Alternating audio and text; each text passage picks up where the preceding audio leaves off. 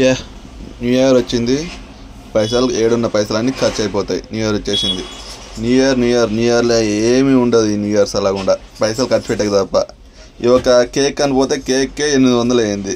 Half cake KG అదే half KG కేక్కి 800 అయింది అన్నట్టు. అంటే కొంచెం బ్రాండెడ్ అన్నారు.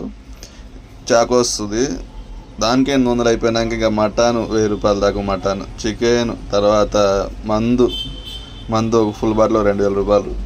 ఎంత అని ఖర్చు వస్తుంది? ఇంత అంతనే ఎంతనే ఖర్చు పెట్టుకోవచ్చు అన్నట్టు. ఇంకా సిటీ లోపల పోతే హ్యాపీగా పబ్బులు ఉంటాయి, అన్నీ ఉంటాయి. దానికి ఇంకా ఆ ప్యాకేజ్లు అన్నీ వేరే ఉంటాయి. మన కాడ అంత బడ్జెట్లు లేవు. కాకపోతే పోతే ఇంకా హ్యాపీగా ఉంటుంది అన్నట్టు. నైట్ మొత్తం ఎంజాయ్ చేసేకి ఎంతనే చేసుకోవచ్చు. కానీ పైసలు లేక ఇక మనకి దీని వరకే ఎంజాయ్ అవుతుంది అన్నట్టు.